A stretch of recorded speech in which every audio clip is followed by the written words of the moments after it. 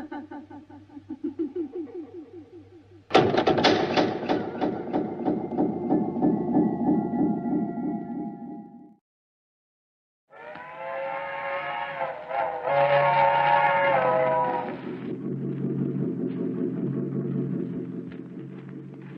Mysterious Traveler.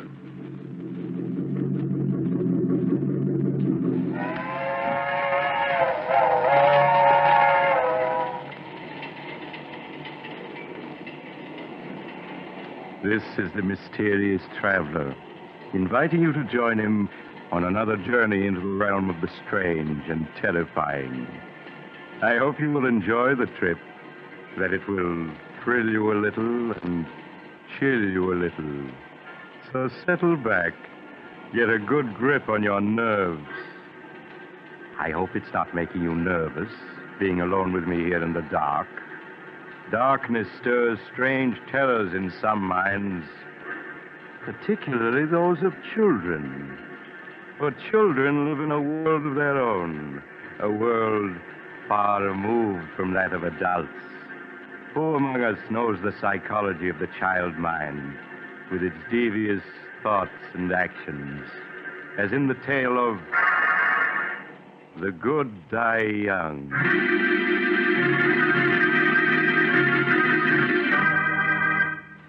Years ago, when I was practicing medicine, I brought a child into the world, a girl who was named Sandra. In the years that followed, she grew into an extremely beautiful and clever child. But my story begins the day that Martha, the housekeeper, was finishing her duties for the last time. Sandra, come in here. I want to see you. Sandra! Were you calling me, Martha? Yes. I told you to come right home after school. Where have you been? Oh, I'm sorry, Martha. I didn't hear you tell me to come home right after school. I'm sorry, truly I am. Save your acting for your father, young lady. It hasn't fooled me for a long time. Sandra, since your mother died, you're becoming more and more of a problem every day. Well, at least after tonight, I won't have to put up with your lies and your 1,001 little tricks. What do you mean, Martha? Your father won't be needing a housekeeper anymore. I'm leaving tonight. But why? Well, I'm not supposed to tell you. But you may as well know now as later. Your father is bringing home a new mother for you tonight. A new mother? Yes, he's just married again. But I don't want a new mother. Daddy and I don't need anyone else. We're happy the way we are. Sandra, stop screaming. I won't have it. Do you hear? I won't have it. Your new mother's a very fine woman. I met her last night. I hate her. Daddy's mine and no one else's. She hasn't any right to him. If you don't stop that screaming, I'll tell your father when he comes home tonight. Oh, no, don't do that. I'll be good. But I hate her, and I always will. I'll never stop hating her. That's a fine way to talk. Perhaps I ought to warn the poor woman about Sandra. Well, then it's none of my business. Besides, she'll find out about her soon enough.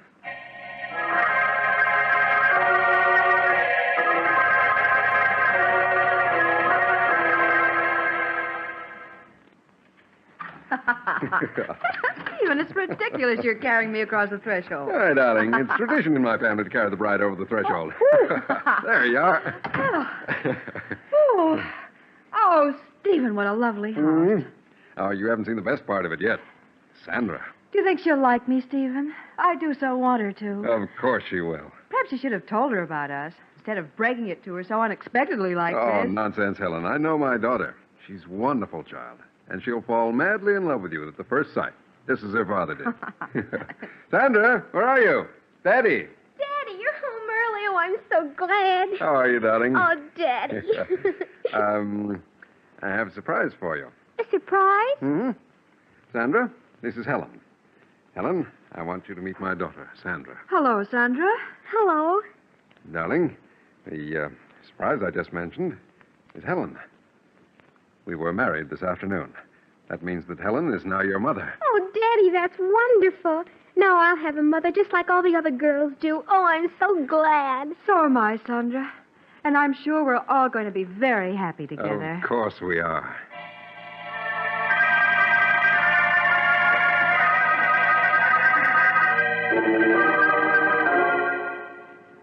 That night, After the family had said goodbye to Martha and seen her off, Sandra was sent to bed. She lay quietly in the darkness, thinking. Occasionally, she would speak softly to her doll, Barbara. She hasn't any right being here, Barbara. Daddy and I were perfectly happy until she came along. Tonight he didn't even notice me. Just kept looking at her. Well, she shan't have him. He's always been mine, and he always will be.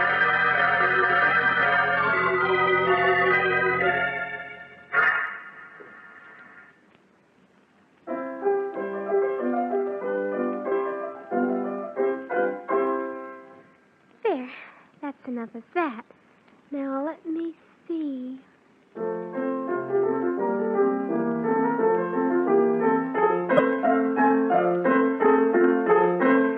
Sandra! This is the second time this afternoon I've asked you not to pound the keys that way. That's no way to play. I'm sorry, Mother. It's not only the piano, dear. There are many other little things. You pay no attention when I speak to you about them. I don't mean to do them, Mother. I just forget. Well, please try to remember, dear. Now, I want you to play the piano as you did last night for Daddy. He was very pleased. Yes, Mother.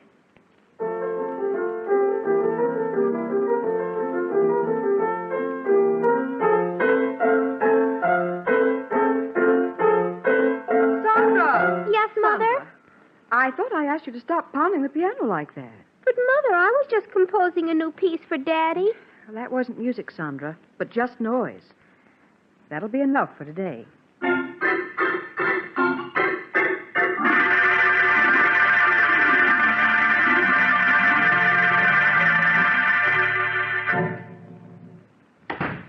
Hello, beautiful. How are you, darling?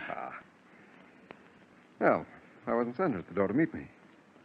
She's all right, isn't she? Oh, of course, dear. Stephen. Hmm? I was a bit angry with Sandra this afternoon. Angry with Sandra? Why? What'd she do? Well, several times this afternoon I had to speak to her about pounding the piano, being loud and discordant. Well, that isn't like Sandra. You know how well she plays. Yes, of course. That wasn't the way she played today. Well, I'll go up and see her. All right. Supper will be ready soon. All right, Ellen.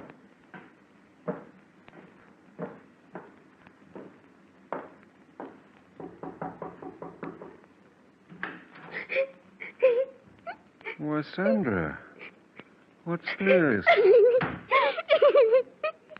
Oh, Daddy, Daddy. What's wrong? dear? You never cry. I was only trying to compose a new piece for your birthday next month. A new piece for my birthday? Yes, I wanted to surprise you. Oh, there, dear. You mustn't cry. I'm sure Mother understands you didn't mean to be bad. Now, here, let me wipe your tears. Oh, Daddy, I love you so. I just wanted to compose something wonderful for you. I understand, darling. Oh, Daddy, you always understand.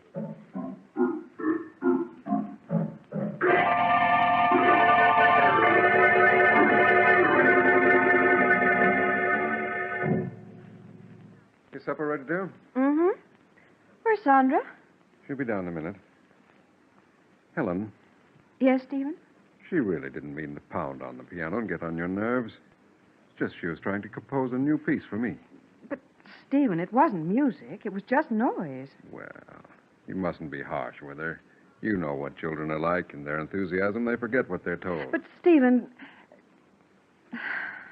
I don't know exactly what to say. It's just a question of being patient with her, winning her love. All right, Stephen. Perhaps I was a bit impatient with her.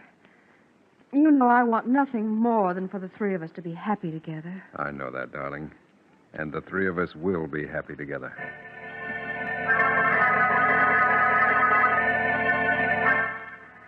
In the weeks that followed, Helen tried to overlook Sandra's slamming of doors, constant droppings of objects, and other nerve-wracking incidents. In time, she felt, Sandra would come to accept her love and guidance. It was just a matter of patience. Sandra, is that you? Yes, Mother. Please sit down, dear. I want to talk to you. All right, but do hurry. Daddy'll be home soon. Sandra, every day I've been giving you milk money for school. Why haven't you been buying milk with that money? But I have been, Mother. Now, please, Sandra, I won't punish you. I just want to know what you've been doing with that money. I've been buying milk with it. Please, Sandra. Mrs. Gordon, your teacher, told me you haven't bought milk for almost a month now. But I have. She just doesn't Sandra, happen to... I won't have you lying to me. Now, that's your father. We'll see what he has to say about this. You don't understand. You just don't understand. Stephen? Hello, darling.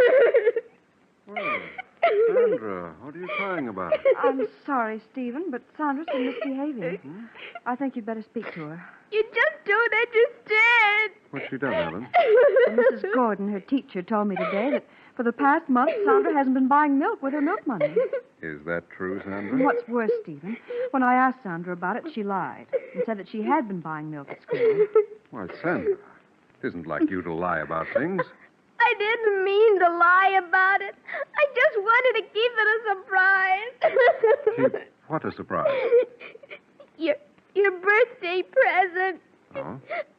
I saved my milk money so that I could buy you a pipe. It's here in this box. But, Sandra, you know I'd have given you money to buy a birthday present for Daddy. It isn't the same thing. I wanted to buy him a present with my own money. Oh, I'm sorry, Sandra. Oh, you might have told me about it when I asked you. And then it wouldn't have been a real surprise. I did want to surprise Daddy, so... But you have, darling. This is a beautiful pipe. No, the surprise is spoiled. Your birthday isn't till tomorrow. Well, this is much better, darling. It means I'll be able to smoke this pipe tonight. Oh, now, please stop crying. You go upstairs and wash your face and hands, huh? All right, Daddy. I'm sorry, Stephen, but I had no idea what she'd done with the money, and she did lie when I asked her about it. Well, if you'd only have a little more faith in her, Helen. I know it's difficult to understand her at times, but that's because as a child she looks at things differently. I'm sorry, Stephen, if you think I've failed with her. Oh, but you haven't, Helen. I'm sure that in time she'll come to love you as much as she loves me. I don't know, Stephen. I often wonder about that.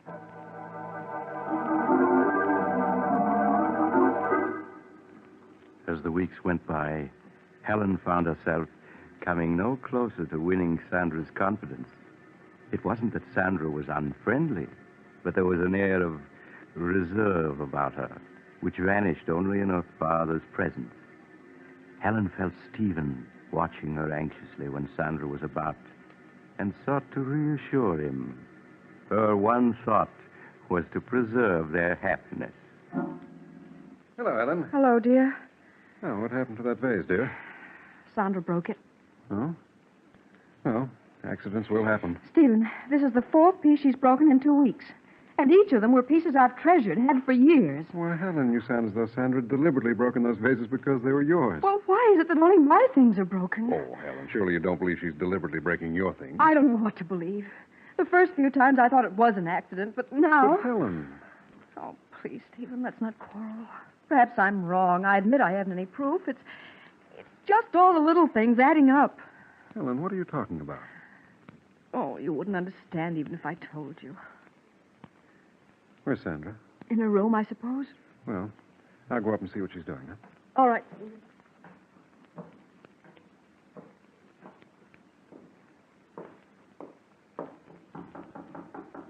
Sandra, it's Daddy. Are you in your room? Huh, it's funny. She isn't here. Hello, what's this? A note addressed to me. Dear Daddy, I'm sorry about the broken vase. Tried my best to be a good girl, but everything I do seems wrong. I make Mother very unhappy, so I'm running away. I love you very much and always will. Your daughter, Sandra.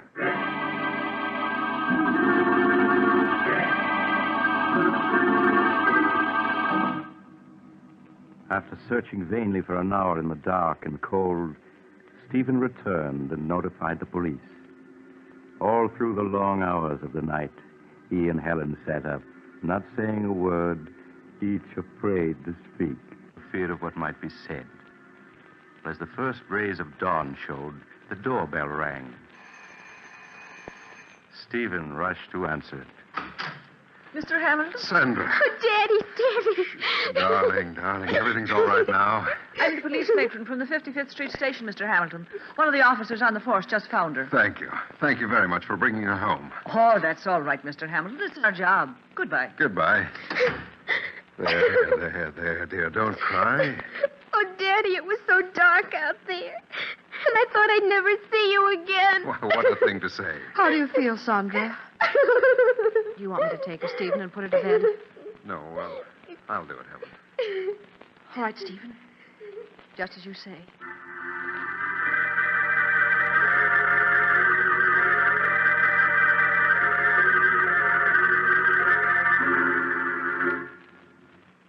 Is she all right, Stephen? Mm-hmm. She just fell asleep. I hope her being out all night won't have any after effects. Stephen, you feel I'm to blame for her running away, don't you? Of course not, Helen. It's just that, well, you don't seem to understand her. But, Stephen, I've tried so hard.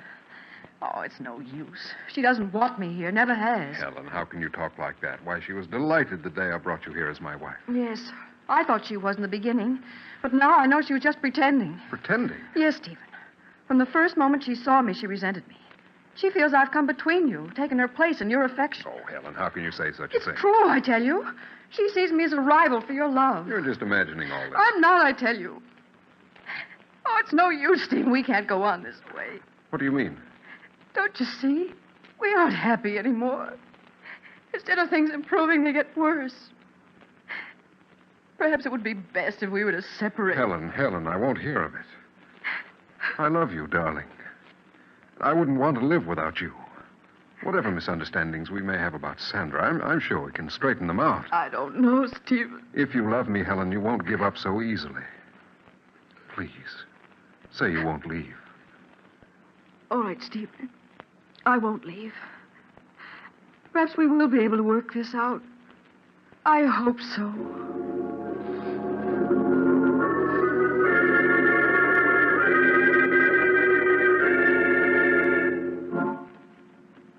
Sandra?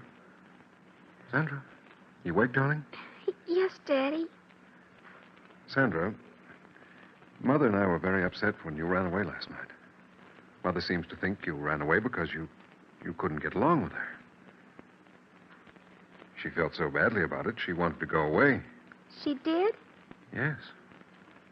But I told her how much we both loved and needed her. So she's promised to stay. Oh. I see. Sandra, you will try to be a good girl and do as Mother wants, won't you? It would make Daddy very happy. Oh, Daddy, I'd do anything to make you happy, anything. That's a good girl, darling. Now, you get up and get dressed, huh? I'll wait for you downstairs. All right, Daddy. He just doesn't understand. He should have let her go, but she's still here. And she's going to stay. I won't have it. I won't have it. I hate her. I hate her.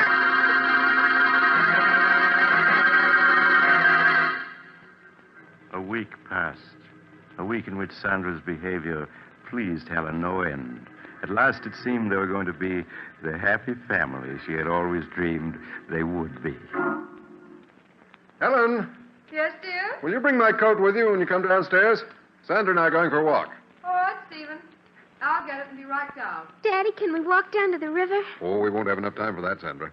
Stephen, Hmm? I have your coat, but I can't find your scarf. Oh, the scarf's down here, Helen. Just bring the coat. Oh, all right.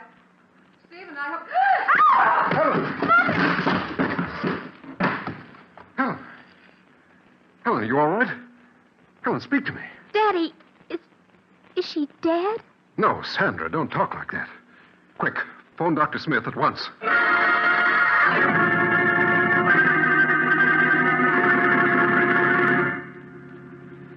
I arrived at the Hamilton home to find Helen suffering from shock, but otherwise unhurt. I was somewhat disturbed, however, to find her very nervous and run down. She'll be all right, won't she, Doctor? Yes, of course. I'm going to leave you a prescription, Mrs. Hamilton. It's something that will help quiet your nerves. You're to take it twice a day. Ah, here's the prescription, Mr. Hamilton. Thank you, Doctor. I'll have it filled at once. Well, Sandra, how are you? You've been so quiet, I hardly knew you were here. I'm fine, thank you. You're growing up to be quite a young lady. Are you still troubled by nightmares? Yes, she still has them once in a while. No, it's just her nerves. If she continues to have them, you might give her some of the medicine I've prescribed for your wife. Well, I must be leaving. Goodbye, Mrs. Hamilton, and stay in bed a few days. I will, Doctor. Goodbye. Goodbye, Doctor. Well, darling, you gave us quite a scare. Yes, I slipped on something on the top step. You must have slipped on a marble, dear. I found 7 or 8 of them on the top step. Marble? Sandra, were they your marbles? No, Mother. They belong to Margie. She must have left them on the stairs when we were playing here. Oh, I see. It wasn't my fault. Truly it wasn't. Of course it wasn't, Sandra. Our mother knows you wouldn't leave marbles lying around where she could slip on them. Isn't that so, Ellen? Yes, Stephen. I'm sure Sandra wouldn't want anything to happen to me.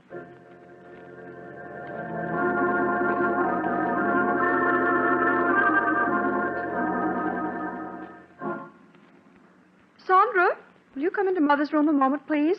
Yes, Mother. The medicine that Dr. Smith prescribed for me is in the bathroom. Will you get it for me, please? All right, Mother. You'll find it in the medicine chest. It's in a blue bottle. Yes, I know what it looks like. Oh, here it is. That's fine, Sandra. Just bring it to me. Here you are, Mother. Thank you, dear. Oh, Sandra, this isn't the medicine that Dr. Smith prescribed for me. Didn't you read the label? This bottle has poison in it. Poison? Well, yes. It's right here in red letters on the label. Oh, I'm sorry, but this bottle is blue, too. It looks just like the one with your medicine. Yes, it does at that. Now, put this bottle of poison back and get me my medicine. Yes, Mother. I'll have to get rid of that poison. It's too dangerous to keep in the medicine chest. Would have been awful if you took the poison, wouldn't it, Mother? Or you might have died.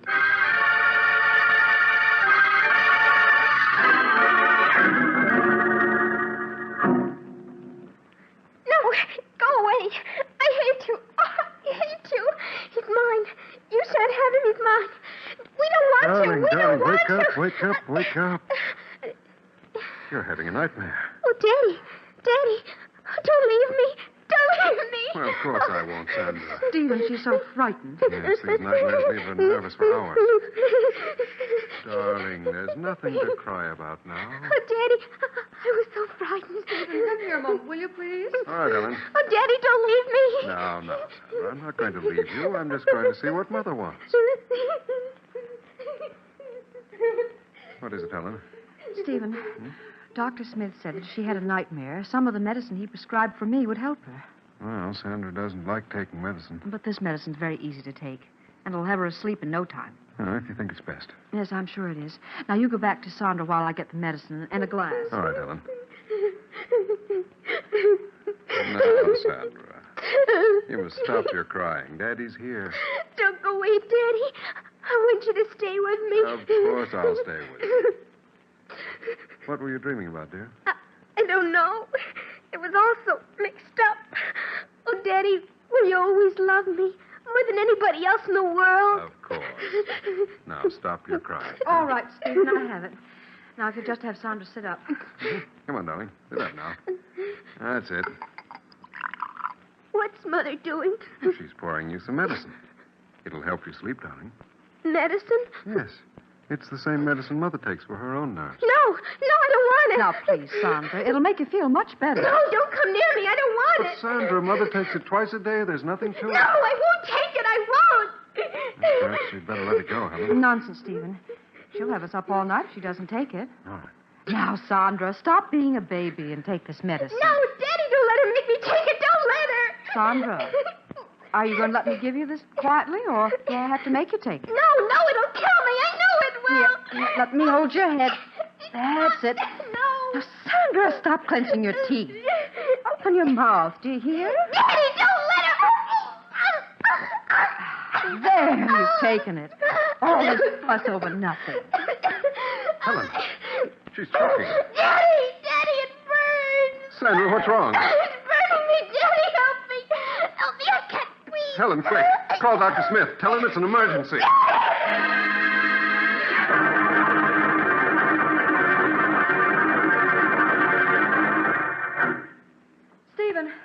is Dr. Smith? Let me see her.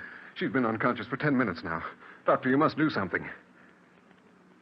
I'm afraid it's too late, Mr. Hamilton. She's dead. Oh, no. No, she can't be. I'm sorry. How can she be? We only gave her the medicine you prescribed for Helen. Yes, here it is. Let me see it. But this medicine wouldn't kill her. It's only a nerve tonic. You can see. Doctor, what is it? Why, this is the bottle, all right. But the medicine in it isn't the medicine I prescribed. But it is. I took some of it last night. I assure you, this isn't the medicine I prescribed. Then what is in that bottle? It smells like carbolic acid. Carbolic acid. But that's impossible. Look at the label. You can see it's my medicine. Yes, the label's right, but someone poured out the medicine I prescribed and replaced it with carbolic acid. Oh, no. But why? Why should anyone want to do such a thing? Who could possibly want to kill Sandra? Everyone loved her. Ask Helen. She'll tell you that Sandra... Stephen, why are you looking at me like that? Surely you don't believe I poisoned her. Stephen. No. No!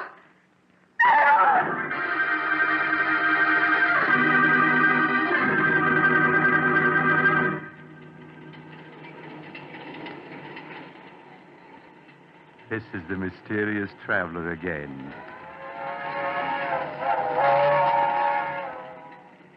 Have you enjoyed our little trip? By the way, do you have a child in your home? If so, I do trust it isn't angry with you. You can't be too careful with children.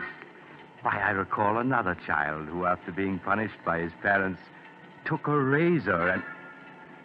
Oh, you're getting off at the next stop. I'm sorry. Perhaps you'll join me again soon. I take this same train every week at the same time.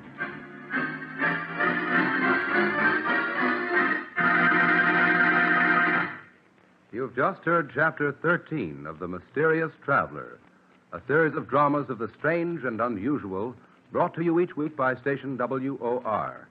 In tonight's program, The Good Die Young, Betty Jane Tyler played Sandra.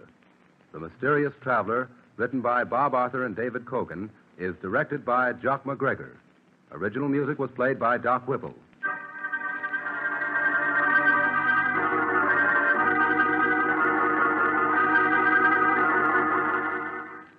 Listen next week to a tale titled Design for Death. Another Tale of the Mysterious Traveler.